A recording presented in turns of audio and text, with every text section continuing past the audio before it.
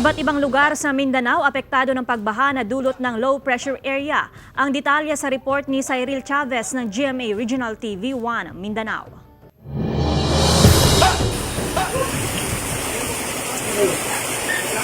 Unang ni-rescue ng mga kawani ng CDRRMO ang mga bata na natrap sa loob ng iskinita sa Barangay Maria Cristina sa Iligan City linggo ng gabi. Kaya ang ibang residente ay binaklas na ang kanilang mga bintana para makalabas lang sa kanilang mga bahay dahil sa taas ng level ng tubig baha.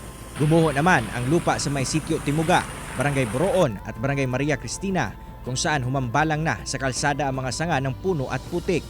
Samantala, hanggang bewang naman ang taas ng tubig baha sa Zone Family Village, Barangay Suarez. Makikita pa ang isang aso na lumalangoy sa tubig baha. Umapaw maging ang ilog sa Tubod Bridge na nagdulot ng mabagal na daloy ng trapiko. Kinaumagahan, hanggang tuhod pa rin ang taas ng level ng tubig baha sa Rojas Avenue sa lungsod. Bunsod naman ng rumaragasang tubig sa ilog, nasira ang Mirila Bridge. Sa inisyal na tala ng CDRRMO, 2 tulay ang nasira sa lungsod at 6 na bahay ang naanod ng baha. Ang Tipanoy ang isa sa mga lubhang na apektuhan ng pagbaha kung saan nasa 445 na mag-anak ang apektado. Sinundan ito ng Barangay Tubod kung saan 442 ang naapektuhan.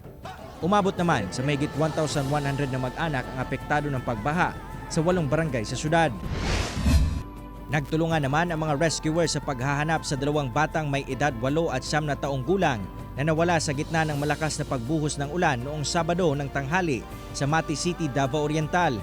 Huli silang nakitang naglalaro sa gilid ng ilog hanggang sa natunton ang mga ito na nasa ligtas na kalagayan matapos matagpuan ng isang residente at patuloyin sa bahay nito. Nakabalik na sila sa kanilang mga magulang. Samantala, naanod ng rumaragas ang ilog ang mga puno na ito sa Sudlon, Barangay Sentral nang tumaas ang level ng tubig. Gumuho maging ang bahagi ng lupa sa paanan ng view deck sa Barangay Badas at agad nagsagawa ng clearing operation ang CDRRMO. Binaha ang ilang lugar sa Davao de Oro tulad ng New Bataan, Nabunturan, Mawab at Compostela dahil sa malakas na buhos ng ulan.